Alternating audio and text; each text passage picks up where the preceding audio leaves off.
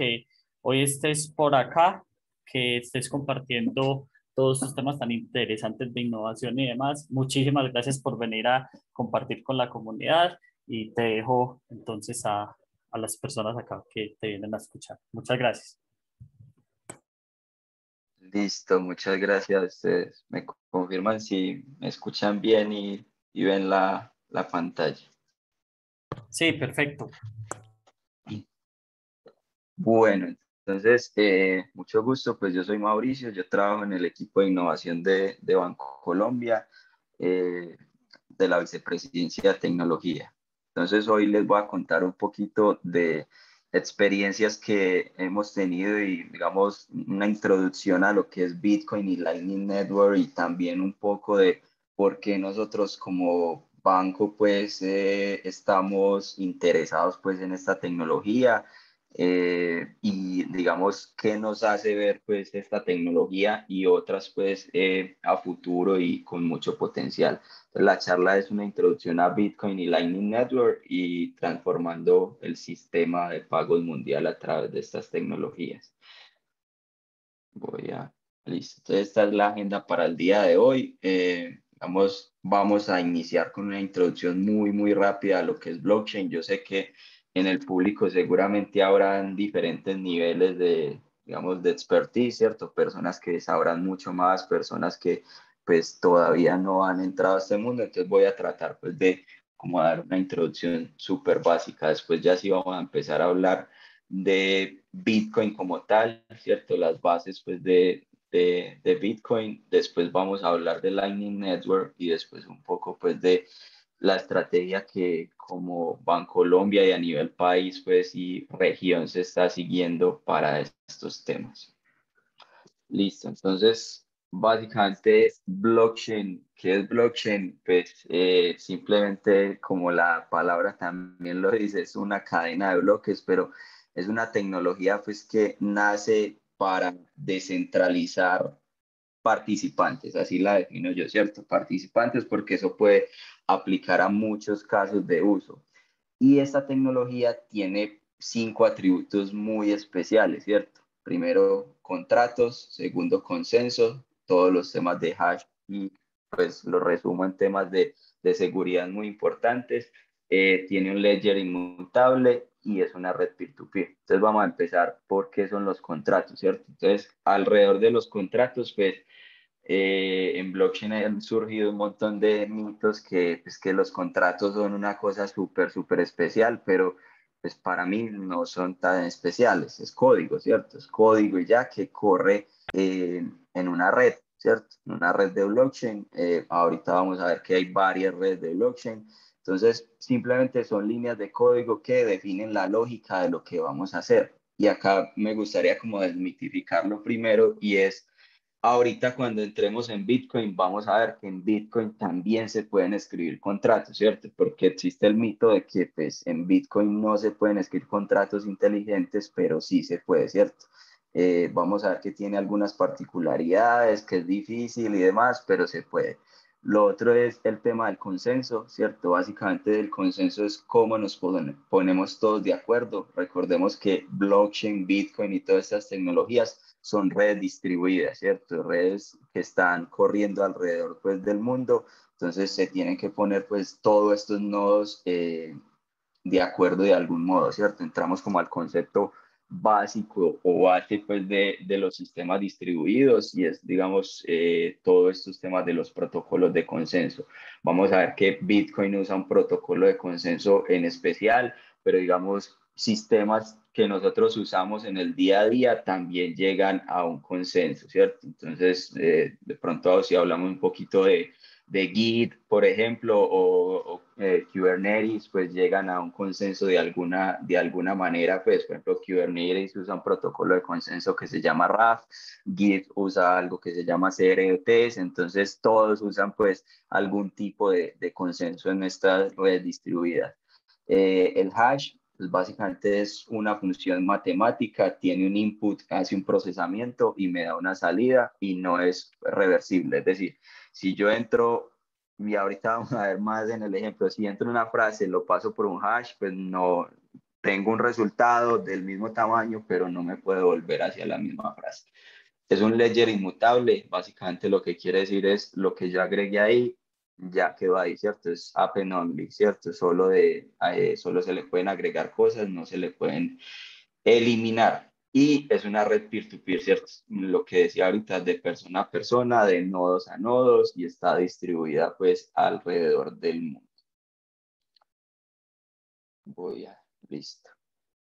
Entonces, les decía el concepto de hash, ¿cierto? Que es uno de los más importantes, aunque uno pueda ver pues, que es un concepto, a mi entender, bastante sencillo, ¿cierto? Hay una entrada, hay un procesamiento y hay una salida de una información según unos algoritmos matemáticos. Es muy poderoso, ¿cierto? Porque esto me permite, pues, hacer un montón de cosas, tanto en Bitcoin como en blockchain y demás, que, pues, garantizan temas de seguridad, de cómo trato los datos, de cómo los nodos corren, de muchas cosas, ¿cierto? Entonces es un concepto muy importante para que lo tengamos pues ahí en cuenta. Como les decía, blockchain es básicamente una cadena de bloques, ¿cierto? Que está enlazada la una con la otra y digamos cada bloque tiene una serie de información. Hasta el momento vamos a ver que tiene el hash, ¿cierto? Ahorita vamos a ver que cada bloque de información tiene otros datos, pero digamos que por el momento tiene el hash y cada bloque tiene un hash único y se entrelazan entre sí, ¿cierto? A hoy creo que van 604.000 bloques más o menos en la red de Bitcoin. Ahorita vamos a ver también como un block explorer y demás y un nodo de Bitcoin y vamos a ver un poquito cuántos nodos hay. Entonces, estos hash también, ¿cuál es la bondad y para qué me sirven? Que estos hash, pues por cada nodo se están recalculando, ¿cierto? Pues yo calculo un nodo, un hash en cada nodo. Entonces, la magia de blockchain es como están entrelazados entre sí, ¿cierto? Si yo intento alterar algún hash de estos o alguna información, se recalcula el hash y pues se recalcula como todos de ahí para adelante y no van a tener pues como una coincidencia. Por ejemplo, en la red de Bitcoin se dice que para yo poder, digamos, hacer ese recálculo de información desde el bloque uno hasta los 600 y piola de 1.000 bloques que hay, no recuerdo exacto el número, el poder de cómputo asciende a los 3 trillones de dólares, ¿cierto? Para yo poder hacer todo ese proceso pues de hackeo. Estoy hablando de la red de Bitcoin, ¿cierto? Hay otras redes que no es como la intención de esta charla, que podremos decir que son más o menos seguras, pero en la red de Bitcoin, este es como el dato en particular. Entonces, si vemos, si yo altero el primero, pues los demás ya no van a coincidir. Listo. Entonces, ahora sí voy a entrar un poquito en lo que es Bitcoin ya como tal, ¿cierto? Y qué es esta tecnología.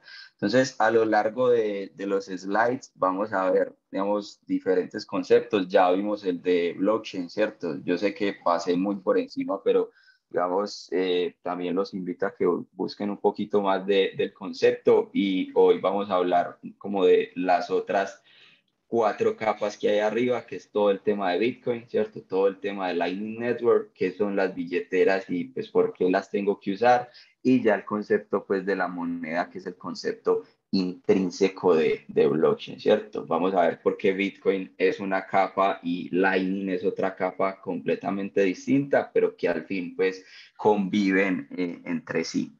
Entonces, un poco de historia bastante rápido. Digamos, Bitcoin no es pues Bitcoin como tal, pues nació en el 2008, ¿cierto? Pero los sistemas descentralizados y distribuidos pues vienen hace años, ¿cierto? Pues estamos hablando que desde los 70 con todo lo de ARPANET y cuando se creó pues Internet, pues ya estaban hablando de sistemas de nodos que se conectaban entre sí, ¿cierto? De que pues el Internet ya después tuvo otra evolución que hoy pues tiene un control de algún modo por ciertos gobiernos y demás, pero no deja de ser pues como una red descentralizada o distribuida de cierto modo, ¿cierto? Entonces, después introdujeron muchos conceptos de criptografía, después entró todo el mundo de desarrollo de software, ¿cierto? Entró también como una onda de temas open source y demás, que de algún modo da como un tinte de, venga, empecemos como a compartir conocimiento, a distribuir cosas. Entonces son acciones que vienen desde un tiempo atrás. En los 90 se hicieron muchos temas pues y muchos intentos de crear monedas digitales, es decir, de pasar de imprimir papel a tener una moneda digital.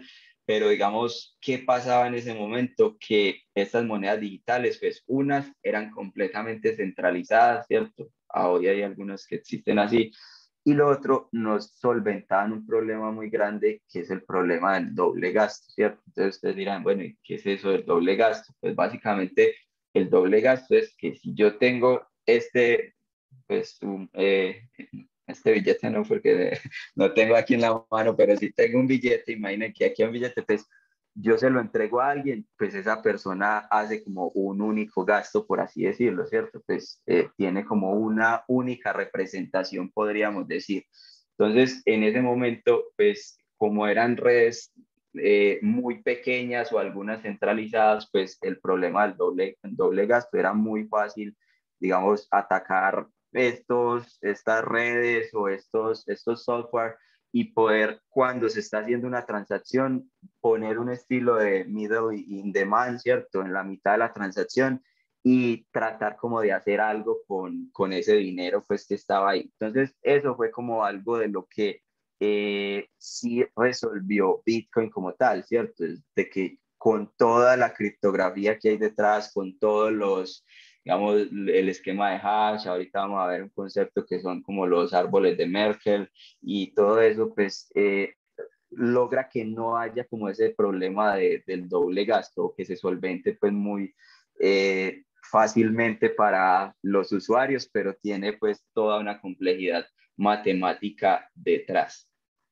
Entonces, si comparamos el Bitcoin o pues toda esta tecnología que hay detrás, porque digo, Bitcoin es como la representación y consolidación de un montón de tecnología versus lo que es el USD o cualquier moneda, ¿cierto? Cualquier moneda representada pues por un país, pues vemos que es bastante diferente. Pues ahora años, cuando las monedas eran respaldadas por dólares, pues tenían como ese uno a uno, ¿cierto? Entonces, por ejemplo, bueno, ¿qué respalda Bitcoin?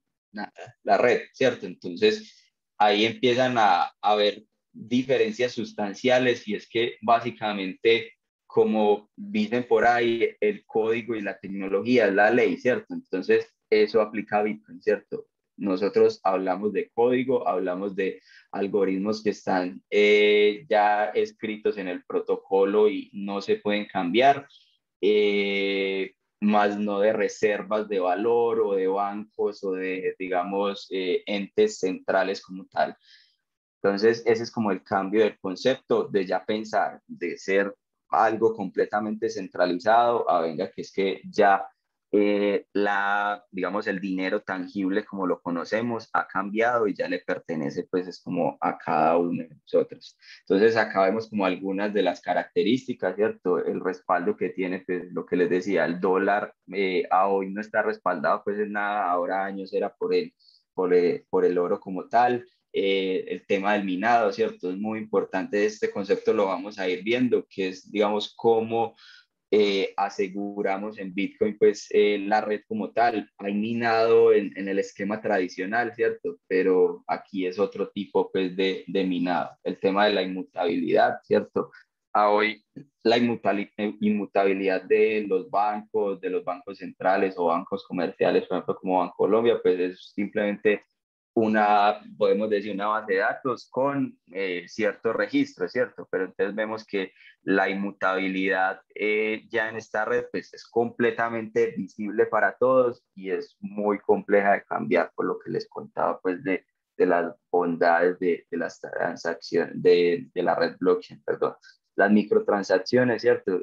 Digamos, en el sistema común que hoy conocemos, hacer transacciones pues eh, podemos decir que es fácil, ¿cierto? Pero en ciertos puntos, ¿cierto? Digamos, es fácil si, digamos, yo voy a hacer una transferencia de Bancolombia a Bancolombia, pues tal vez sea sencillo, pero entonces ya, bueno, que la voy a hacer a otro banco, entonces se empieza a complicar, que me cobran tanto, que la voy a hacer al exterior, bueno, ya se empieza a complicar. En cambio, cuando estamos hablando de una moneda que es pues global, es decir, el Bitcoin es el mismo Bitcoin aquí o en China, bueno, en China es un caso excepcional, pero digamos en Estados Unidos, en Europa y demás, pero digamos el dólar o el peso, pues el peso colombiano, pues no es lo mismo, ¿cierto? Entonces es complejo esa parte. Ahora, ¿qué es un nodo, cierto? Pues, ¿qué es un nodo? Básicamente, un nodo es simplemente un software que está corriendo en algún computador, en alguna máquina, en algo, ¿cierto? Y existe un mito también ahí de que, no, yo no corro un nodo de Bitcoin porque es que eso consume mucha energía y muchas cosas, ¿cierto? Entonces ahí hay que diferenciar dos procesos, ¿cierto? Uno es yo tener un nodo, ¿cierto?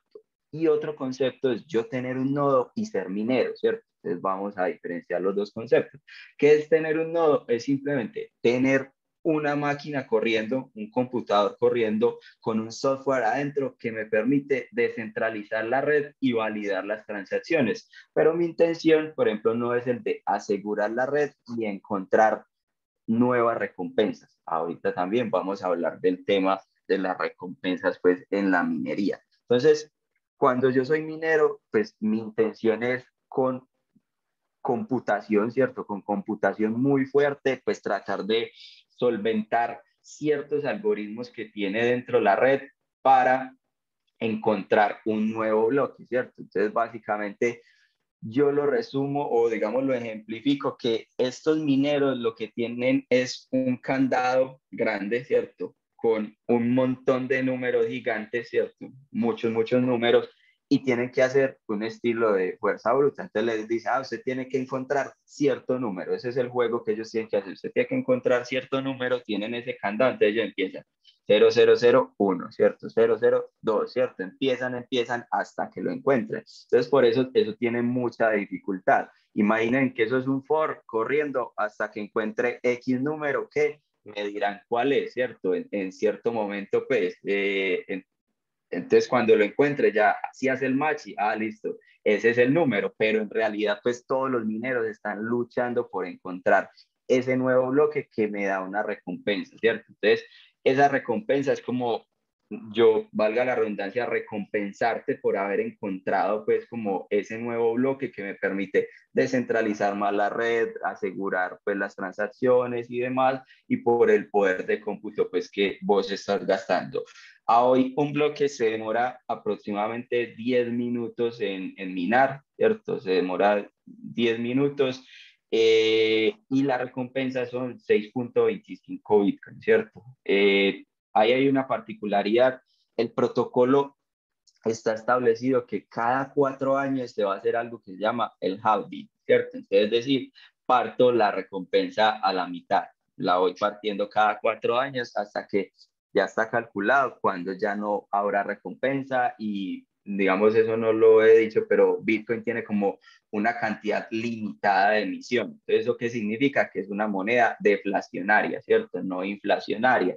Entonces, sino que van a haber 21 millones de monedas, no van a haber más, ¿cierto? Entonces, ¿qué va a pasar cuando se acaben? Pues no soy adivino, pero digamos, ya no va a haber todo ese poder de cómputo y de minado, ya lo que se hará es pues como transferir con todos estos Bitcoin y sus milésimas pues o sus unidades que se conocen como satoshis. Entonces retomo la parte del nodo como tal. ¿Qué tiene un nodo por dentro? Tiene algo que son las transacciones que todavía no están confirmadas, ¿cierto? Transacciones que están haciendo participantes en su día a día, en su momento o en ese lapso de tiempo de los 10 minutos, podríamos decirlo, pero todavía no se ha entrado a la confirmación del bloque. Es decir, un minero no ha conseguido pues ese nuevo bloque. Está como todo el historial de la blockchain, básicamente cómo funciona la blockchain, funciona como un sistema de CQRS, ¿cierto? Donde hay dos bases de datos, ¿cierto? Una de escritura, una de lectura, ¿cierto? Una donde se escriben todas las transacciones y otra donde se leen todas las transacciones. Así funciona pues Bitcoin por debajo y muchas otras blockchains pues funcionan igual. Y tiene el estado actual, que es esta otra base de datos de lectura que yo les digo, ¿cierto? Entonces, en una está todo el historial de transacciones y en otra está el estado actual donde yo voy y consulto, por así decirlo. Entonces, si puedo como ejemplificar a manera de software tradicional, en una de ellas voy y hago post, ¿cierto? Voy y hago press create y demás, y en la otra pues hago todos los reads, por así decirlo. Entonces, acá voy a pasar como a muy rápido, simplemente a ver cómo se ve un memory pool de Bitcoin normal. Me confirman si ahí sí ven no la presentación, sino la otra pantalla. Sí, vemos una pantalla como el local. Listo, sí. Bueno, entonces básicamente este es un nodo de Bitcoin, ¿cierto? Es un nodo que pues está corriendo acá en mi casa, es muy sencillo montarlo. Al final de la charla pues yo también les dejaré como bastantes enlaces de referencia como para que veamos, pero básicamente el memory pool, si ven, es esto, ¿cierto? Hay transacciones en este momento que se están dando y están ingresando a este bloque, ¿cierto? Si ven acá, pues la representación gráfica, el bloque está medio lleno, ¿cierto? Pues todavía no está lleno de todo y aquí me dice, aproximadamente en 10 minutos se van a terminar de completar todas estas transacciones. Cuando se complete como el bloque, el minado de ese bloque, pues que es encontrar ese número que les dije, pues se llenarán las transacciones y ya se pasará pues como a la red como tal, ¿cierto? Si ven, este bloque que está acá todavía no está en la red.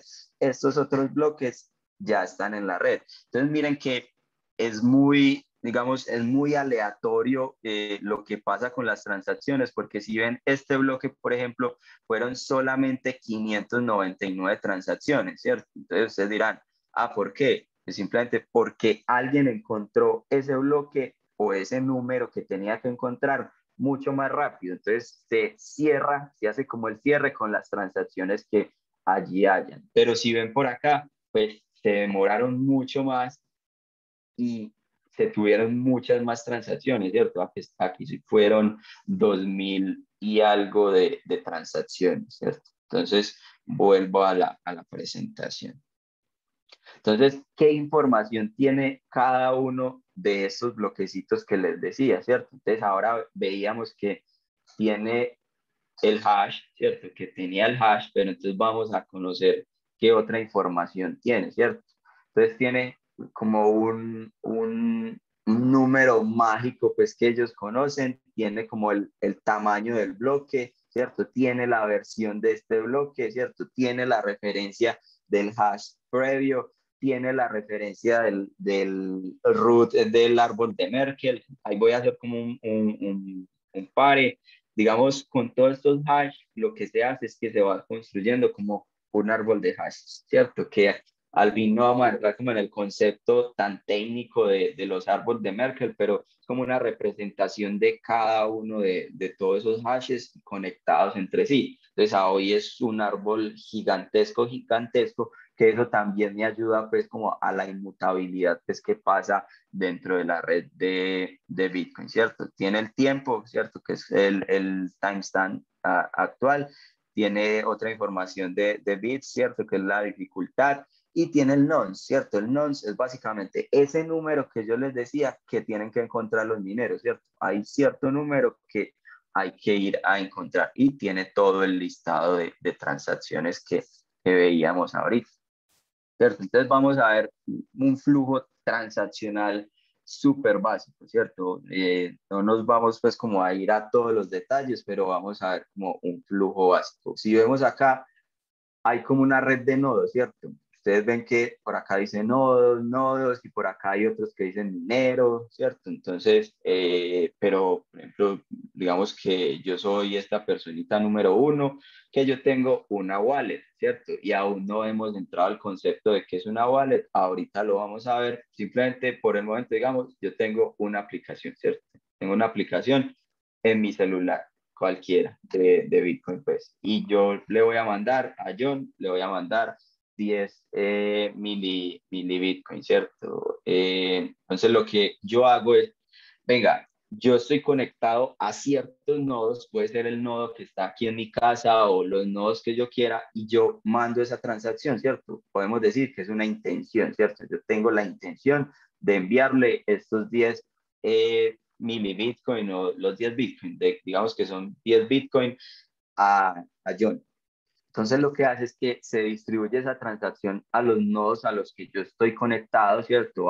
O a los que mi aplicación, en caso de ser pues una aplicación de un tercero, aquí estamos hablando es que yo tengo como todo el manejo pues a los nodos que estamos conectados y esos nodos reciben esa transacción y lo que empiezan a hacer es como toda la magia de los sistemas distribuidos, ¿cierto?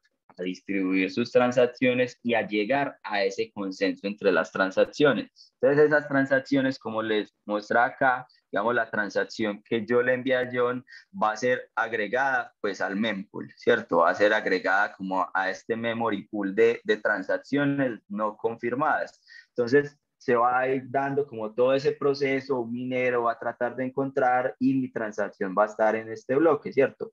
Cuando la transacción ya pase acá, pues podemos confirmar, cuando ya pase pues como por todo este proceso de minado, podemos decir, ah, bueno, ya llegó donde, perdón, ya llegó donde John, ¿cierto? Llegó aquí a la persona número 2. ¿Qué pasa? Digamos, en la red de Bitcoin, principalmente se recomienda esperar al menos 60 minutos, es decir, 6 bloques de confirmación para que vos digas, bueno, yo le voy a entregar este producto a John, ¿cierto? Digamos que John me está vendiendo un computador.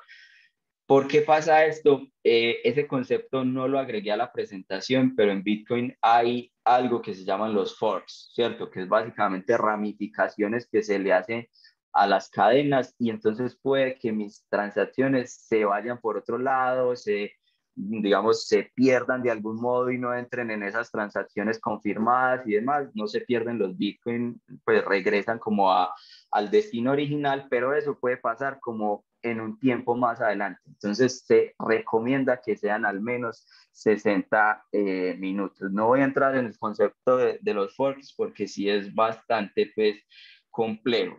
Entonces, acá vemos la cadena como tal, ya como se vería, pues, como con toda esta información. Acá lo tengo como más bien ejemplificado. Pero, digamos, entonces ya empieza a darse toda esta distribución de muchas transacciones y entran los mineros pues también como a jugar su papel pues en estas transacciones.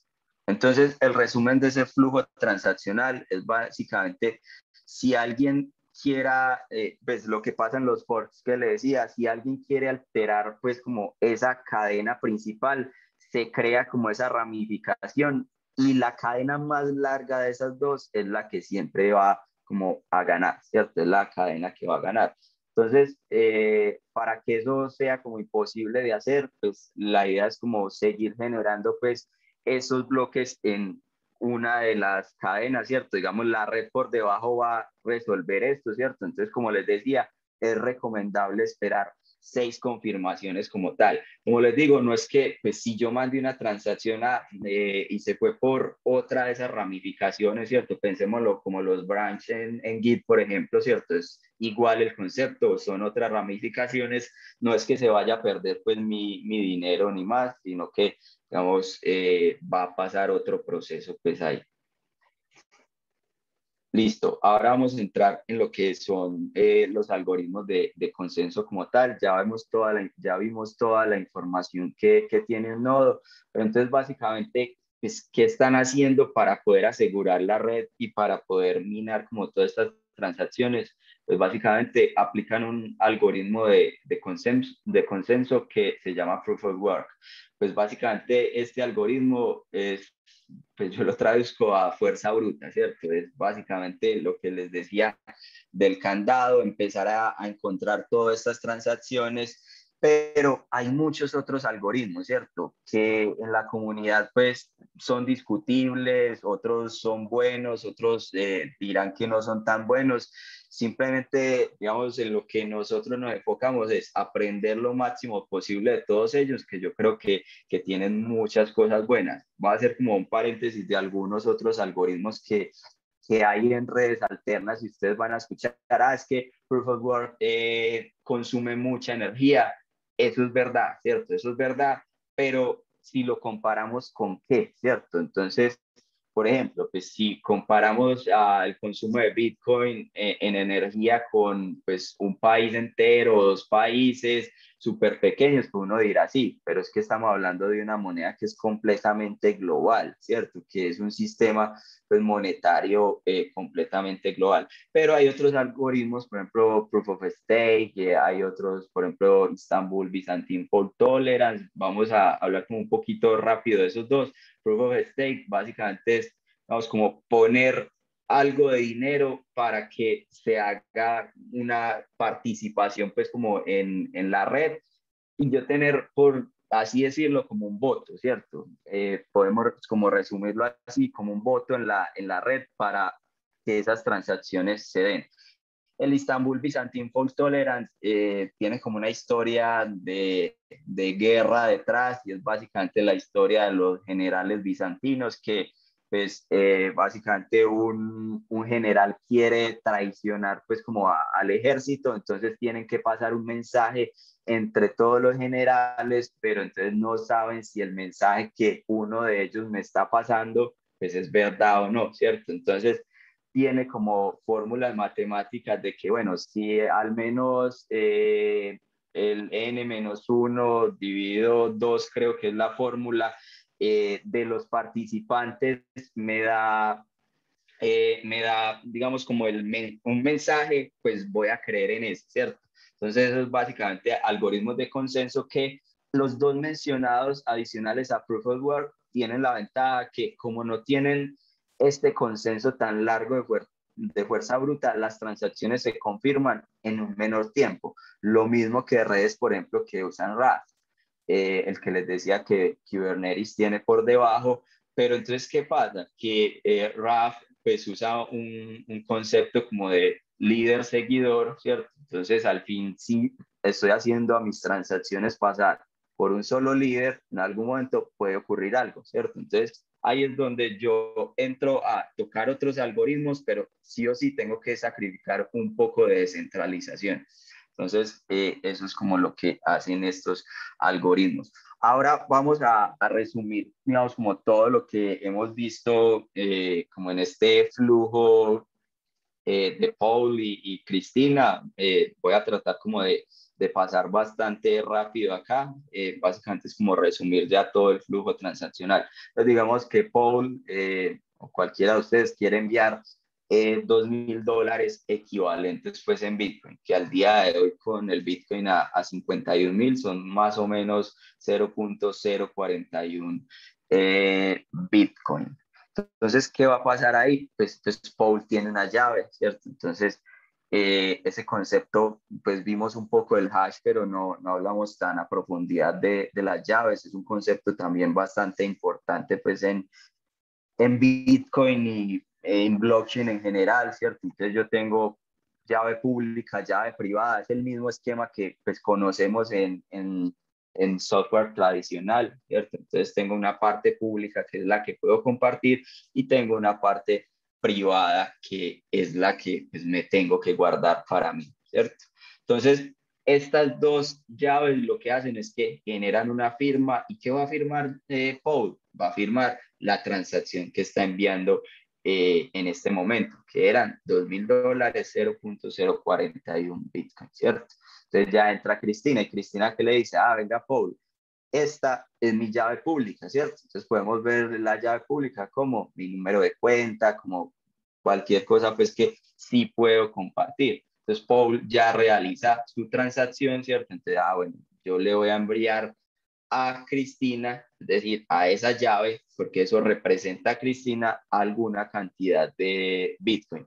Y vuelvo a la grafiquita, empieza como todo ese proceso de agregar la transacción y de que se empiece como todo el proceso de minado, que aquí lo vamos a ver, ¿cierto? Entonces se ve que acá hay pues como ciertos computadores minando, vemos que hay como un bloque actual, hay un tiempo y hay como todos los bloques de la blockchain, que por ejemplo en esta gráfica lo ejemplifican con unas hojas de papel. Entonces lo que podemos decir es que cada una de esas hojas de papel pues tiene un montón de transacciones pues ahí escritas.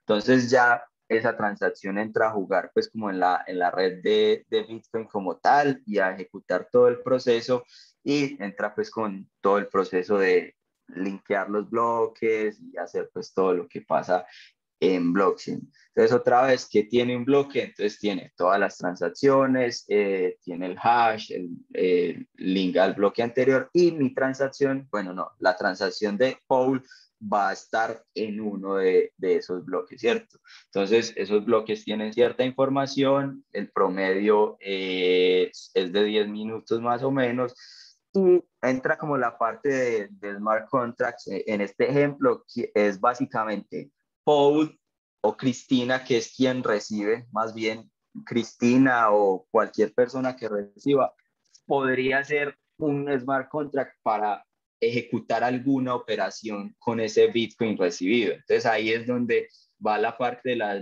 desmitificación. En Bitcoin hay un lenguaje de programación que se llama script, ¿cierto? ¿Qué pasa con este lenguaje? Es que no es Turing complete, ¿cierto? Es decir, no puedo hacer force, no puedo hacer pues la programación tradicional que conocemos, ¿cierto? Es una programación pues más como por sentencia, ¿cierto? Entonces, digamos, similar a assembly, ¿cierto? Pero no tan duro, ¿cierto? No tan difícil. Entonces, hoy hay otros proyectos que están tratando como de que ese desarrollo sea mucho más sencillo, que por ejemplo, esa es una de las ventajas que ofrece otra red, perdón por el paréntesis, pero la comparación es buena. Por ejemplo, la red de Ethereum. ¿Por qué nació Ethereum? Ethereum nació para que esto fuera más sencillo, ¿cierto? Para que crear productos financieros, aquí estamos hablando de una transferencia, pero hay muchos, fuera mucho más sencillo. Pero ellos sí asumen el riesgo de que pues hago programación con lenguajes más Turing Complete, ¿cierto? Ellos tienen uno que se llama Solidity, no cumple todo a cabalidad del Turing Complete, pero sí se pueden hacer muchas cosas mucho más fácil. Entonces, ¿cuál es el riesgo ahí? Riesgo de seguridad, ¿cierto? De que lo que dice la gente de Bitcoin, digamos, no les gusta que la gente sea tan libre en programar esos contratos porque pueden introducir bugs, ¿cierto? Pueden introducir fallas al sistema. Pero la gente de Ethereum que dice, no, venga, pues la gracia de esto es que todos puedan programar sus cosas y hacer pues funcionalidades con toda esta tecnología de blockchain. ¿Con cuál posición estoy yo? Con las dos, ¿cierto? Yo creo que las dos son muy válidas y no me voy pues como con ninguna. Entonces, en resumen, Cristina podría crear un smart contract para que el contrato es código, ¿cierto? Para automatizar algún proceso nada más. Recibí esos Bitcoin, no me los deje en mi billetera, vaya, págueme esta factura o hágame esta otra transferencia a una persona que sé que le tengo que pagar mes a mes y demás. Entonces se pueden como hacer infinidad de temas, inviértamelos y demás. Entonces, les decía que en Bitcoin hay un proyecto que se llama Stacks, que está tratando como que se haga todo el concepto de finanzas descentralizadas dentro de Bitcoin.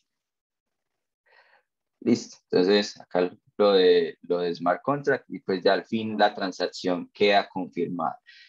Eh, Ahora vamos al concepto de billetera, ¿cierto? Entonces, ¿qué es una billetera? Básicamente es una aplicación donde residen, están digamos, mis llaves, ¿cierto? Porque, bueno, eso es un concepto importante. Yo no guardo Bitcoin, ¿cierto? Yo como persona no guardo Bitcoin. Yo guardo un par de llave privada, llave pública, que me va a decir unos saldos que están viviendo dentro de la red blockchain, ¿cierto? Porque esos saldos, pues en realidad no viven acá como tal. Acá yo guardo mis llaves, ¿cierto? Entonces, básicamente hay varios tipos, voy a saltar esta parte que ya hablé, lo de llave pública y llave privada, hay varios tipos de billeteras, ¿cierto? ¿Y qué hacen estas billeteras? Pues brindan seguridad, brindan control y es un medio para realizar esas transacciones.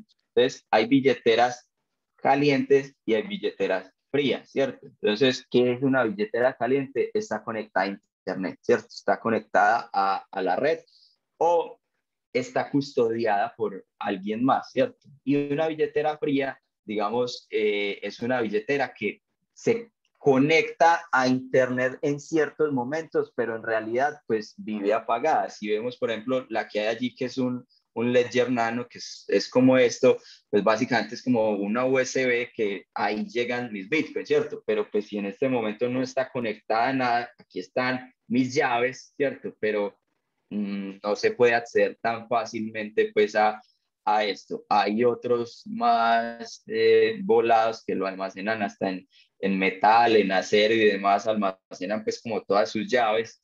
Pero bueno, hay como muchas formas, ya cada quien verá cómo es más fácil manejarlo.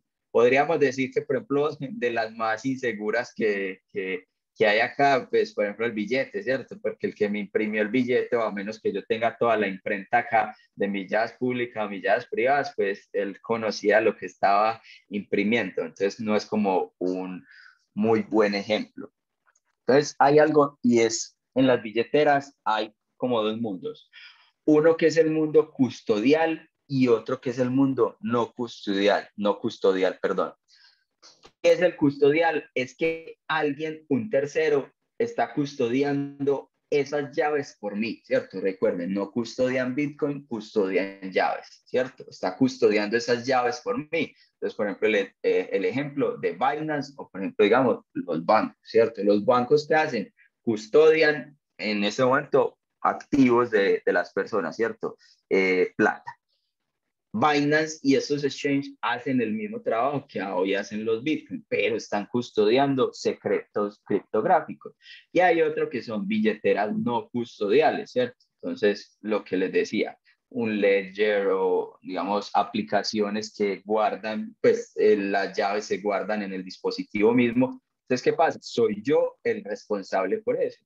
Entonces, si yo lo llevo al mundo real, pues en mi concepto tienen que existir los dos, ¿cierto? Porque no todo el mundo tiene el conocimiento para tener billeteras no custodiales o son tan juiciosos de almacenar esas llaves como deben de almacenarse, pero hay otros que sí tienen, perdón, sí tienen como esa habilidad y, digamos, las usan no custodiales. Entonces, ¿qué pasa? En los custodios se gana en UX, ¿cierto? En toda la experiencia del usuario, porque pues es básicamente como si yo estuviera entrando a mi cuenta bancaria, email y password, nada más. En los no custodiales se baja UX, pero se gana seguridad, ¿cierto? Porque esto es muy complejo, pues que lo hackeen o algo. Pues hace una semana salió que estaban hackeando estos cositos, pero lo que pasa es que los estaban abriendo, les estaban instalando pues otro tipo de software y los estaban mandando pues como muy bien empaquetados y digamos la gente llegaba y ay, bueno, me llegó un cambio de Ledger porque estaban diciendo, te estamos actualizando tu Ledger Nano S a 1X, que es un poquito más potente. Entonces la gente, ¿cómo? Y gratis. Entonces insertaban en su computador y adiós, pues ponían sus claves y demás y adiós Bitcoin. Entonces eso es lo que se hacía ahí, pero es muy complejo que pase, ¿cierto? Si yo tengo pues como eso bien respaldado, sé cómo guardar. En los custodiales, como vimos, se gana en experiencia de usuario, pero se pierde en seguridad, porque al fin son sistemas tradicionales, centralizados, ¿cierto? Ah, es que tienen tecnología de punta, que trabajan en los últimos lenguajes, no hay que, no importa, ¿cierto? Es tecnología centralizada. Entonces pueden fácilmente atacar ese único punto de falla que hay ahí, ¿cierto? Entonces eso es como lo que ganan y pierden los usuarios. Aquí están como los tres no digitales, ¿cierto? Es más, para yo hacer como mi par de llaves o mi dirección de Bitcoin, por ejemplo, pues yo puedo coger un cuaderno, un papel, lo que sea, y según algunas cifras matemáticas, algunos cálculos que están publicados en la documentación de Bitcoin, pues cojo calculadora, hago y me puedo crear una billetera única, ¿cierto? ¿Qué pasa? Pues que esa billetera que está en papel, pues puedo recibir, ¿cierto? Porque yo puedo decirle a John, John, mándeme 10 Bitcoin allá, y allá le llegan, ¿cierto? Pero cuando ya quiero enviar, pues se pone complejo, y además no puedo hacer como toda la trazabilidad de lo que hay ahí. Pues, si me llega mucho, pues entonces no tengo como el control, o lo tengo que hacer muy en papel. Entonces, es válido, pero pues ya sí es muy al extremo. Hay otras que son de software normal, y hay otras que son de hardware y software, ¿cierto? Porque siempre cuando uno tiene un ledger, o otra que me parece mucho mejor, que es completamente de software open source, que se llama Trezor, siempre tiene como su software asociado, ¿cierto? Como para hacer todo el manejo. Listo, entonces ahora sí vamos a hablar de Lightning Network, ¿cierto? Entonces ustedes me dirán, ¿qué es eso de Lightning Network? Entonces, ¿por qué nace eso de Lightning Network? Entonces, yo les hablé como todo lo bonito de Bitcoin, pero Bitcoin en realidad, digamos, en la realidad, perdón, no es tan bonito, ¿cierto? ¿Por qué? Porque Bitcoin es lento, ¿cierto? Es bastante lento y es costoso. Y el costoso lo pongo en asterisco porque depende, ¿cierto? Entonces, digamos, ¿qué pasa en la red de Bitcoin? Que para que se me confirme una transacción, recordemos, tengo que esperar ¿cuánto? 10 minutos, ¿cierto? Entonces, 10 minutos, pero se recomienda ¿cuánto? 60 minutos. Entonces, si yo estoy comprando, digamos, una casa en Manizales, pues yo digo, bueno, tengo que esperar 60 minutos. No hay problema, ¿cierto? No importa, yo los espero. Pero si estoy comprando una pizza, una hamburguesa, algo de este estilo, pues yo qué digo, no, pues ni por el berraco me va a quedar esperando 1 hora ahí, con harta hambre, a esperar pues por una hamburguesa. ¿Y por qué es costoso? Porque en la red hay ciertos fees transaccionales, ciertas comisiones que se cobran, que van, digamos, distribuidas en la red. También parte va, como vimos, a los mineros que tienen una recompensa y demás. Entonces, muchas veces, si voy a hacer un pago en Bitcoin perdón, $30 equivalentes en Bitcoin, pues, digamos, el fee transaccional puede llegar a ser mayor. ¿Cuándo pasa eso? Cuando la red está muy, muy congestionada. Otras veces es bastante barato. Entonces yo digo, bueno, si estoy comprando una casa que vale 500 millones y su equivalente en Bitcoin, y el fee transaccional son $100, yo digo, bueno, ¿cierto? Está bien, pero el ejemplo de la pizza o la hamburguesa, si estoy comprando una pizza de $10 y su equivalente en Bitcoin, y el fee son 20 o 30, pues nadie la va a comprar. Entonces, por eso que nace este tema de Lightning Network. ¿Y qué es Lightning Network? Es básicamente una segunda capa sobre Bitcoin, que aprovecha una tecnología que se llaman los HTCL, que son básicamente contratos inteligentes, como lo vimos, que se les hace un bloqueo en el tiempo, ¿cierto? Y aprovechan y hacen como todo el flujo transaccional Bitcoin Lightning. Ahorita vamos a ver un poquito más a detalle. Pero Lightning es un software que controla a alguien o demás. No, ¿cierto? Lightning nació como una especificación, un RFP, un documento, perdón, de especificación que publicaron en GitHub, un issue en el proyecto de Bitcoin y demás, y varias empresas hicieron una implementación. ¿Por qué? Porque cualquiera la puede hacer, ¿cierto? Porque para hacer Lightning solo se requieren dos cosas, ¿cierto? Y es que haya multisignature, es decir, la habilidad de que varias personas, nodos, sistemas puedan firmar una misma transacción, ¿cierto? Entonces, no se hace una sola firma, sino que se hacen firmas por varios participantes, ¿cierto? Entonces, cogen varios participantes, firman esa transacción y la envían, ¿cierto? Y los time blocks, ¿cierto? Entonces, básicamente, hacer bloqueos en la red principal para hacer transacciones en esta segunda capa. Entonces, ¿qué beneficios tiene? La escalabilidad, ¿cierto? Estamos hablando de que con esta tecnología de Lightning yo puedo alcanzar transacciones mayores que a lo que hoy hace la red de Visa o Mastercard, ¿cierto? Que esa era como las grandes incógnitas de Bitcoin hace años y era, bueno, esto aguanta 7 transacciones por segundo y se demora 10 minutos en procesar cada transacción. Entonces, eso no es escalable. Y hace un mes más o menos yo escuchaba una frase pues de un referente de los temas de Bitcoin y Lightning y él decía, usar Bitcoin no se siente como, digamos, lo que la teoría promete, ¿cierto? Y lo que la teoría pues le diría a uno que es una moneda maravillosa, global y que todo lo tiene, no se siente así por todos estos tiempos de confirmación.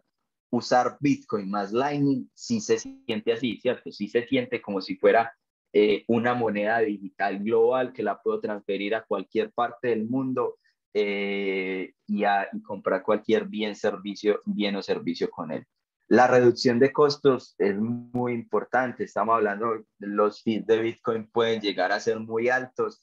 Los fees en Lightning son un Satoshi por defecto, un Satoshi siendo la unidad más pequeña de representación de Bitcoin. A pesos colombianos, ¿cuánto equivale eso? Más o menos 150 pesos colombianos. Y muchas veces tiende a ser cero, ¿cierto? Hay proyectos a hoy en la comunidad de Lightning, es una comunidad de mucho desarrollo que están buscando que todos esos fees se rebajen. Entonces hay, por ejemplo, un proyecto que se llama Zero Base Fee, ¿cierto? Para que la base de las transacciones sea cero. Hay gente que está a favor, hay gente que está en contra, ¿cierto? Porque hay unos que dicen, venga, eso ya es muy altruista, porque ahorita vamos a ver que hay una red ahí que pues genera incentivos y otros que dicen, no, eso sí nos generaría pues como ganancias pues en tiempos y en reducción pues de esos costos. Aumento de velocidad, lo que les decía, las transacciones son pues súper rápidas y reducción del block size de la red principal, ¿cierto? Como yo las transacciones no las estoy haciendo en esta primera red que es la de Bitcoin, sino en una segunda capa que es la de Lightning, pues yo no estoy aquí generando nuevos bloques. Ahorita vamos a ver cuándo se agregan esas transacciones y algunas características de que no tienen ninguna autoridad central, ¿cierto? Porque es importante mencionar eso. Muchos proyectos de blockchain alcanzan grandes escalabilidades centralizando ciertos nodos o cierta transaccionalidad, ¿cierto? Haciendo que transacciones pasen por eso, procesándolas, dándolas por confirmado y después distribuyéndolas, ¿cierto? Entonces, como dirían por ahí, pues así más fácil, ¿cierto? Más fácil alcanzar esos niveles. Entonces, hay blockchains que hacen esto y alcanzan 700.000 transacciones por segundo y muchas más, pero como decíamos ahora, sacrificando descentralización. Y la otra premisa es que la seguridad va primero, ¿cierto? La seguridad es muy importante en Lightning y la privacidad, ¿cierto? Las transacciones en Bitcoin son pseudoanónimas. Yo con mecanismos que empresas implementan y demás, puedo llegar a saber quién fue la persona que hizo esa transacción. En Lightning no, ¿cierto? En Lightning, por muchos conceptos que tienen por debajo, es importante. Uno de ellos usan toda la tecnología de Tor, ¿cierto? Entonces ellos hacen todo lo de onion routing y demás. Entonces es bastante complejo identificar esas transacciones. Entonces vamos a ver algunos conceptos de los de Lightning. El primer concepto es el concepto de pago, ¿cierto? Entonces básicamente el pago es hacer una transferencia, ¿cierto? Hay otro concepto que es on-chain versus off-chain. On-chain es todo lo que va a la red de Bitcoin principal. Off-chain podemos decir todo lo que está en la red de Lightning. Entonces, cuándo voy a una y cuándo voy a la otra, ¿cierto? Entonces, voy a la red de Lightning, por ejemplo, cuando quiero hacer ese primer fondeo. Entonces, ahí hay una palabra importante, ¿cierto? El fondeo. ¿Qué es el fondeo? Yo agarro Bitcoin de mi wallet o de la billetera pues que vimos y lo que voy a hacer es pasarlos a la red de Lightning como tal. Y ahí utiliza ese concepto de los contratos pues bloqueados en el tiempo. Entonces ya los tengo en mi red de Lightning. Entonces ustedes dirán, ¿cuándo bajo a la red de Bitcoin? Ah, bueno, entonces yo estoy en la red de Lightning, que podemos decir, yo lo resumo, es como la red de Bitcoin es como la plata gruesa, ¿cierto? La red de Lightning, podemos decir, son las moneditas con las que yo compro cosas en el día a día. Entonces, así funciona pues como un poco esto. Entonces, cuando quiero bajar a la red de Bitcoin, lo que hago es utilizar estos contratos y decir, hey, quiero cerrar un canal. Y ahorita vamos a ver al concepto pues de canales. Entonces, ¿qué es un canal? Una relación de confianza entre algunos participantes, ¿cierto? Entre participantes pues alrededor del mundo. Entonces, digamos que Juan Sebastián y John tienen un canal y yo tengo uno con John y demás, ¿cierto? Entonces, ahí hay una relación de confianza entre Mauricio y John tiene una relación de confianza con Juan Sebastián y se van armando todos estos grafos de pagos, ¿cierto?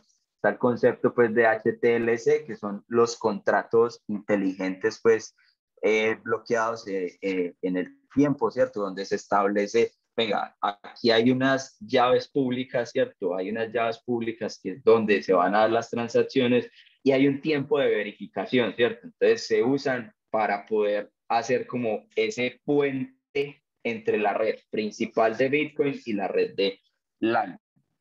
Hay otro concepto que es el enrutamiento de pagos, ¿cierto? Entonces, en el mismo ejemplo que les decía de John y Juan Sebastián, por ejemplo, entonces yo le quiero pasar plata a Juan Sebastián, pero yo no estoy conectado con él. Ah, bueno, lo puedo hacer a través de John, digamos, y así se van conectando todos estos participantes y todos estos nodos, pues, alrededor, pues, de la red como tal. Entonces, si vemos, pues, si vemos la imagen, se vería algo como así, ¿cierto?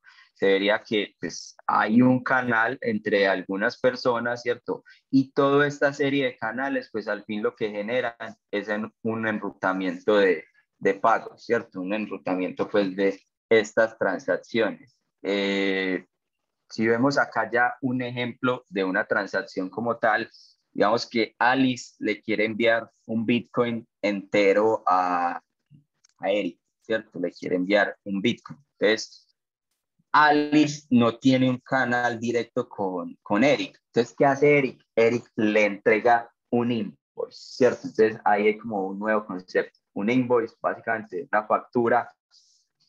Podemos decir que es una representación, por ejemplo, en QR, ¿cierto? Le entrega un QR y le dice, Alice, vea, pague, ¿cierto? ¿Y qué tiene ese invoice? Tiene un secreto y tiene un hash calculado con ese secreto. ¿Que quién es la única persona que lo sabe? Lo sabe Eric, ¿cierto? Él es la única persona que generó el invoice y conoce ese secreto con sus llaves y eso. Entonces, Alice va a enviar esa transacción. Entonces, ¿qué dice Alice? Ah, pero es que yo no tengo, estoy como contando la historia, pero por debajo eso es completamente pues automático. Entonces, Alice dice, venga, es que yo no tengo un canal directo con Eric. Entonces, Alice dice, hey, Bob, ¿me puedes enrutar esta transacción? Y Bob dice, ah, listo, sí. Importante, Bob tiene que tener la cantidad de Bitcoin que dice ahí que se va a enviar para poder hacer esa confirmación. Entonces, digamos que Bob dice, ah, no, pero es que yo tampoco tengo un canal con Eric. Entonces le dice a Carol, mira, este es el secreto, páseme esta cantidad de Bitcoin a Eric, a ver si usted puede, ¿cierto? Carol, ah, no, yo tampoco. Entonces Diana dice, ah, pero es que yo sí tengo canal con Eric. Le pasa el secreto y Eric, ¿qué hace? Eric lo puede descifrar, ¿cierto? Porque Eric tiene el secreto y tiene el hash pues ahí para descifrarlo. Entonces, ahí se completa la transacción, ¿cierto? Se completa esa transacción y ya se hace como el reverso, por así decirlo, ¿cierto? Hacia atrás, porque recordemos que cada uno de estos participantes tenía bloqueado, gracias a qué, a los HTLC, ¿cierto? Que vimos acá, tenía bloqueado pues también esa parte de su transacción. Y al fin pues le llega, digamos, como toda el Bitcoin a Eric. Un Bitcoin, pues no es tanto en la red de Lightning, pero recordemos entonces que la red de Lightning se recomienda para transacciones como del día a día, que era una de las críticas principales a Bitcoin. Y lo que decía, más que yo no puedo comprar un confite con Bitcoin, es verdad, pero con Lightning sí, con Lightning puedo hacer transacciones de un Satoshi pues en adelante, que recordemos que son 150 pesos aproximadamente. Entonces, básicamente esa es la magia de Lightning. Y ustedes dirán, ah, bueno, por aquí hay como 1.003 Bitcoin. Entonces, es porque todos estos participantes en el ruteo de esa transacción, pues se les incentiva con algo base que es un Satoshi, pero puede ser un poco más, pero la idea es que sea algo muy barato. Entonces, ellos tienen sus canales, tienen sus nodos de Lightning y lo que hacen es yo empiezo a enrutar esas transacciones y entre más personas pasen por mi nodo de Lightning, más canales abran, pues voy a poder procesar muchas más transacciones. Eso es como la magia.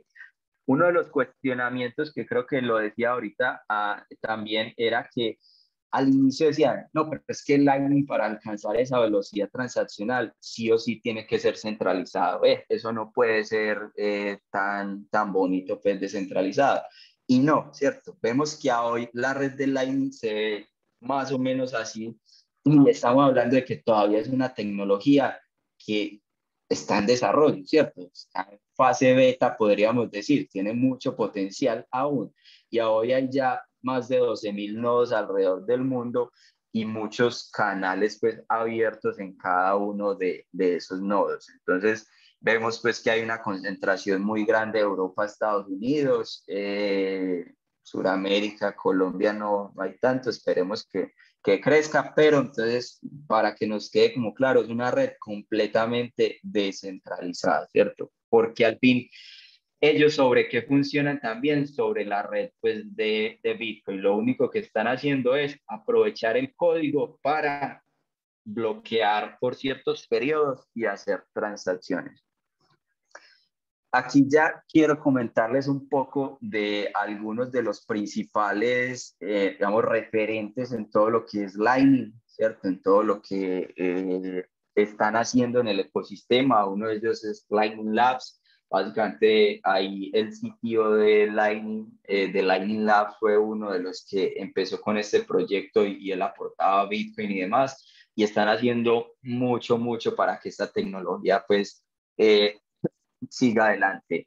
Async, básicamente Async es como los que más nodos y canales abiertos de Lightning tiene para lograr pues como toda esta descentralización. CoinGate, Eclair, Umbrel, que era el que les mostraba ahorita donde veíamos este mempool, pero al fin Umbrel es esto. Aquí copio, pero al fin Umbrel es básicamente un nodo de Bitcoin que también tiene pues funcionalidades de Lightning y demás, ¿cierto?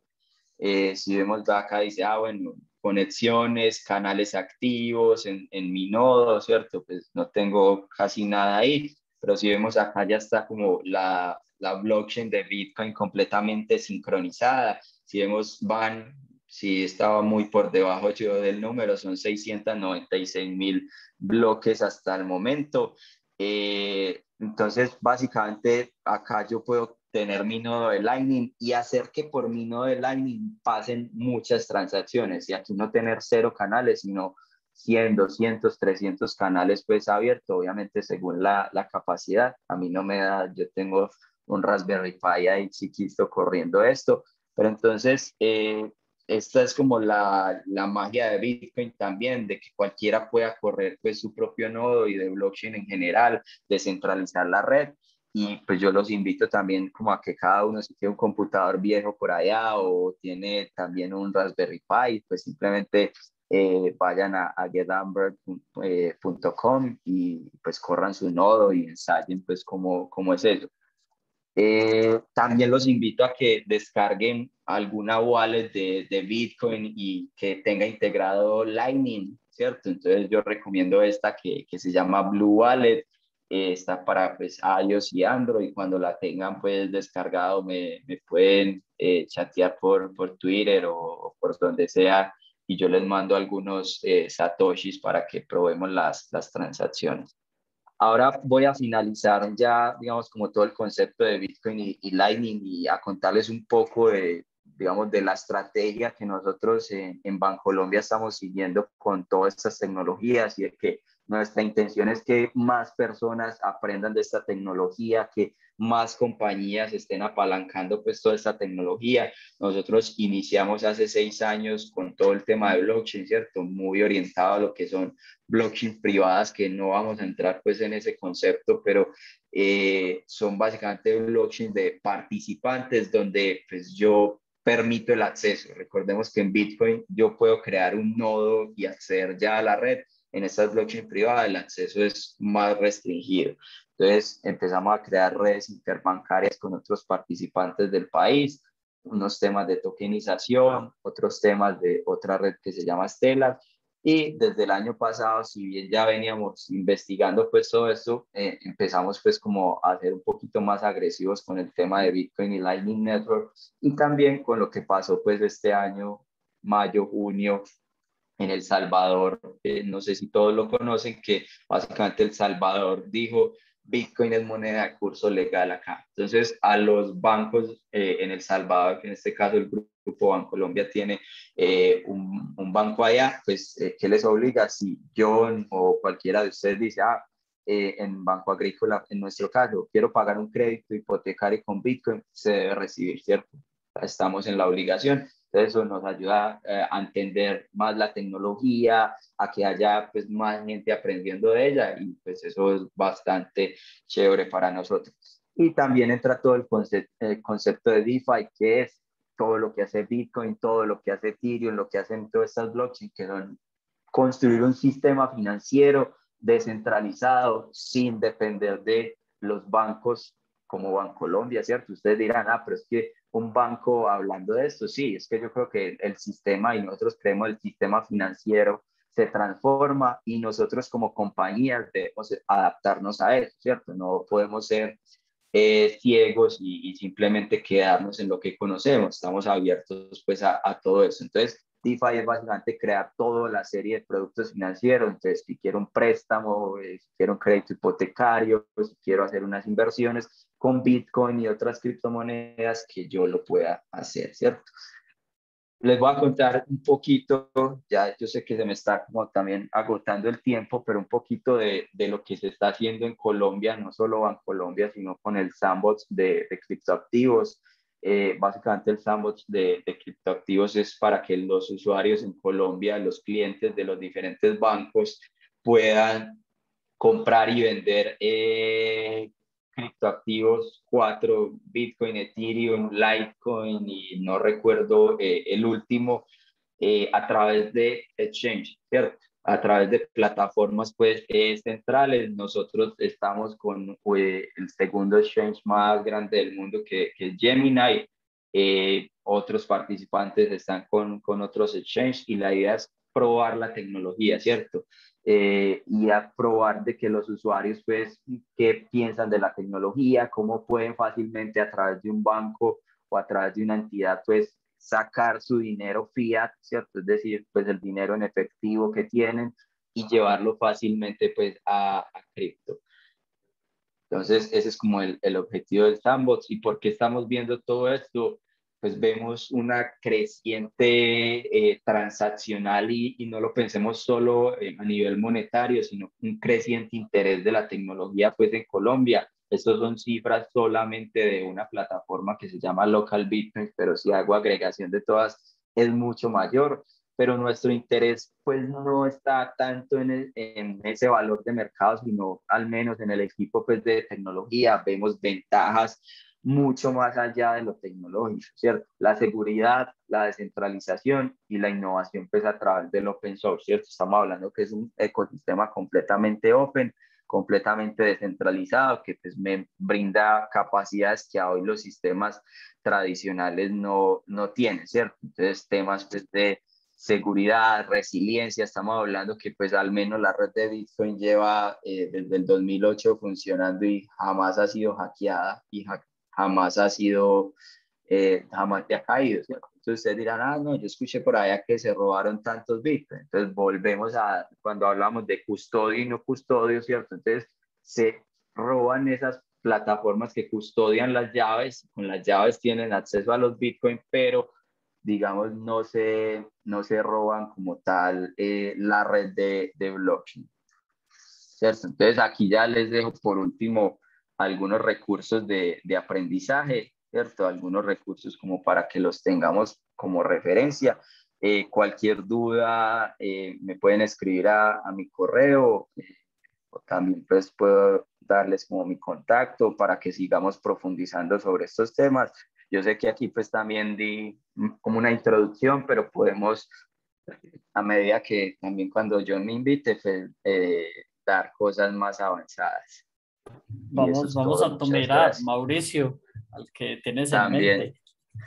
Ah, sí, me olvidaba, estamos creando un Meetup que no, pues no por parte de Bancolombia, sino abierto para la comunidad, que se llama Colombia Bitcoin y DeFi. La intención es hablar técnicamente de lo que hay detrás de Bitcoin, de DeFi y demás, y no de especulación o de trading, que es como la gran cantidad de personas pues, que hoy están en ese mundo, ¿cierto? Es hablar de todas estas bases, de cómo puedo yo crear un token, de cómo puedo hacer una transacción en Bitcoin, de cómo se programa un Bitcoin script y todo eso. Entonces, apenas lo creamos pues este mes, también muy pues inspirado en lo que están haciendo acá. Entonces, están todos invitados. Ahorita les dejo como en el chat la referencia y la idea es que en septiembre vamos a empezar con una charla de Bitcoin, Lightning y un tema pues de DeFi y de cómo crear pues un token y desplegar nuestro propio token. Muchas gracias a todos. Excelente, Mauricio. Mauricio, tenemos un par de preguntas por acá. Un par, siempre son varias, interesantes. La primera dice, ¿Bancolombia podría en un futuro ofrecer préstamos en peso colombiano colateralizando con Bitcoin u otras criptomonedas? Sí, sí, digamos, a hoy nos restringe lo que es la regulación, ¿cierto? Pero estamos explorando el tema, queremos crear todos esos productos, queremos pues hacer cosas con Bitcoin, colaterales no solo en Bitcoin, sino USDT, en muchos, o en DAI y demás. Entonces sí, sí, sí lo podemos. En este momento no lo podemos hacer, pero ojalá algún día podamos ofrecer esos productos. Listo, perfecto. La segunda dice, ¿qué servicios financieros podría ofrecer Bancolombia basados en criptomonedas y blockchain y cómo beneficiaría a sus usuarios? Listo, yo creo que es mucha infinidad de servicios, no digo Bancolombia porque como les digo, pues eso no está regulado en el país como tal, la superintendencia pues no tiene una normatividad clara acerca del manejo de criptoactivos, para eso se está haciendo ese piloto, pero digamos cualquier entidad podría como aprovechar todo este ecosistema creciente pues de cripto y crear pues productos, como les decía, exchange, préstamos, servicios pues financieros alrededor de esta tecnología que si vemos en otras latitudes, Estados Unidos y demás, pues ya hay empresas muy, muy grandes, Coinbase, Binance, Gemini y otras empresas pues bastante grandes que ya están ofreciendo pues como todo esto y la idea es pues nosotros también estar como a la vanguardia. Perfecto. Hay una de Carlos Salgado que dice cómo hacer pruebas a aplicaciones que manejan esta tecnología, blockchain, etcétera. ¿Cuáles serían las validaciones básicas para probar, por ejemplo, una transacción? Muy buena pregunta, sí. Hay varios métodos. Qué pena. Hay varios métodos. Ahí básicamente lo que queremos probar al fin es que pues, la transacción quede confirmada. Entonces es como uno de los más típicos que se ve y es como todo el flujo transaccional cuando veíamos los muñequitos pues, que iban de un lado a otro. Entonces como todo ese flujo de que la transacción pues sí llegó. Hay otros del algoritmo de consenso, ¿cierto? Cómo se da pues toda esa aprobación. Hay otros pues a nivel de performance que, por ejemplo, en Bitcoin no tiene tanto sentido, en Lightning tal vez sí, porque en Bitcoin pues ya se conoce cuál es como su límite, por así decirlo. Entonces, todas esas pruebas se pueden hacer, pero tengamos en cuenta que sí difieren mucho de cómo se prueba un sistema, un backend tradicional, ¿cierto? Otras cosas que pueden hacer, pues no solo a nivel de la red, sino por ejemplo de los contratos, y es súper importante, ¿cierto? Si hablamos pues del mundo de Bitcoin, pues hacerle prueba a los contratos que allí se creen que son los scripts, y también si es en el mundo de DeFi, probar esos contratos, pues para que, y desde varios frentes, ¿cierto? Probarlo como lógica, pero también auditarlos a nivel de seguridad y demás. Listo, Mauricio, por acá hay una interesante que dice, ¿cuál es la diferencia en comisiones respecto de lo que podrían llegar a costar las mismas transferencias a través de un banco tradicional? Yo no tengo el número exacto, ¿cierto? Pero sí es muy diferente. Diría, en Bitcoin podría ser mucho mayor, pero entonces recordemos, el banco tradicional pues tiene unas limitantes a nivel de su zona, ¿cierto? De su país. Si voy a enviar una transacción internacional, pues entonces ya tengo que entrar por otros sistemas, por ejemplo, como el SWIFT, y las transacciones son bastante pues costosas ahí muchas veces. Si estamos hablando como de pagos al día a día, por ejemplo, lo que les mostraba de Lightning y demás, pues sí es mucha diferencia, pues porque es bastante económico. Listo, Mauricio, por acá hay una de Lightning. Dice, el Lightning Network viene siendo un equivalente al Native Segregated Witness o Witness, no sé cómo se Tiene, pronuncia. sí, tiene algunas similaridades, pero digamos Lightning pues aprovecha como otras bondades más de esos contratos, pero sí tiene como algunas similaridades. Listo. Dice, Lightning soluciona el trilema escalabilidad, seguridad, descentralización. Sí, sí, lo soluciona. Digamos, yo diría más que seguridad, porque al fin está como aprovechando la seguridad de Bitcoin como tal, temas de privacidad, de escalabilidad, igual es segura. No podemos omitir que a los inicios de Lightning hubieron como, se tuvieron varios baches de seguridad para tener en cuenta, ¿cierto? Que fueron, pues, no fueron graves, pero fueron solucionados, pues, rápidamente, pero sí, Lightning cumple todas esas premisas. Listo, vamos a responder las últimas tres más votadas. Hay una que dice, eh, si tengo criptos y quiero hacer parte de proyectos POS, Proof of Stake en Bancolombia, ¿es posible? No, no, digamos, recordemos que pues aquí yo estoy. Pues yo soy empleado de Colombia y demás, pero el banco no está haciendo pues nada con estos temas más allá de la investigación, ¿cierto? Hoy nosotros no tenemos permitido pues como entidad hacer mucho con los temas de cripto. Nosotros tenemos un equipo simplemente investigando, conociendo estas tecnologías, haciendo pruebas internas, pero ya esos mecanismos pues de generar pues revenue con proof of stake u otros pues lo que yo te diría es, por el momento, buscar temas descentralizados, por ejemplo, descargarte un nodo de Cardano o algo así y empezar a hacer staking en la misma pues, aplicación de Cardano y temas así, pero Bancolombia no. Listo, perfecto. Últimas dos entonces. Muchas personas expertas en Bitcoin hablan de que las otras blockchain y algoritmos de consensus no tienen la seguridad. ¿Qué piensas de los Bitcoin maximalistas? Yo creo que todo a lo extremo es malo, ¿cierto? No estoy de acuerdo con los Bitcoin maximalistas, ¿cierto? Yo creo que las otras redes tienen cosas muy, muy, muy buenas, ¿cierto? Por ejemplo, yo soy un fan muy grande de Ethereum y de Cardano principalmente. También creo que hay otras redes que si no, pues no tienen mucho sentido.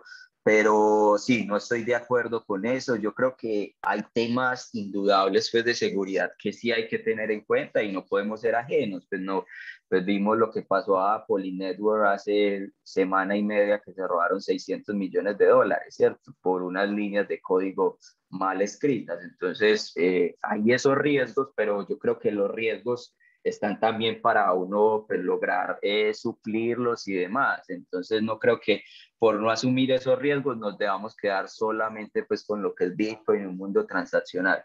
Entonces, yo sí soy un poquito más abierto.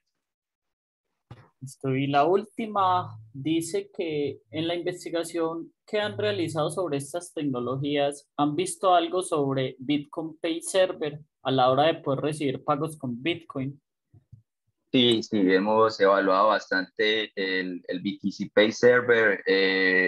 No nos gusta que está escrito en C Sharp, pero no, es muy interesante la tecnología para recibir pagos, pues, y demás, facilita muchas, muchas cosas y tiene interacción, pues, con Lightning. Entonces, es una tecnología bastante chévere. Digamos, uno de los planes dentro de nuestra investigación es ver cómo podemos contribuir pues a estos proyectos, ¿cierto? Sea Lightning, sea Bitcoin, sea Pay Server, Umbrel o todos los proyectos que hay en el ecosistema. Entonces, este proyecto es muy, muy, muy chévere, muy fascinante. Listo, Mauricio, muchísimas gracias por compartir tu tiempo, tu saber con todas estas personas de la comunidad. Te cuento que mientras estamos ahí llegamos a los 2000 miembros, ahora estamos diciendo que íbamos a hacer algo, ya nos toca realizarlo. Entonces estaré pensando a ver qué rifamos, si algún curso de alguna plataforma o damos algo por ahí, o un bono ahí de las personas que más asistencia han tenido. Muchísimas gracias, gracias a Sebas por el contacto, a Sebastián Marulanda, que sigan haciendo muy buenas cosas ya internamente. Por ahí comentabas también que estaban buscando personal. Entonces, si nos quieres compartir la oferta, nosotros también la publicamos ahí en la comunidad por si hay algún interesado acá en el chat en postularse y demás. O si les quieres contar algo ahí rápidamente para ir finalizando. ¿Listo? Sí, muchas gracias. Sí, en el banco estamos buscando gente para el equipo de innovación, que es el equipo que actualmente pues pertenezco. Estamos buscando bastante gente pues con skills altos en temas pues de blockchain o que tengan pues unas bases muy fuertes en lo que es sistemas distribuidos y construcción pues de sistemas escalables para entrar pues a este equipo pues de investigación. Entonces, si quieren aprender todo esto que les conté hoy, Bitcoin, Lightning, Cardano, todo este ecosistema pues tan apasionante, no duden en escribirme pues al correo que les puse ahí, que es msflore@bancolombia.com.co. Muchas gracias. Y muchas gracias a todas las personas que se conectaron. Que tengan un buen resto de día.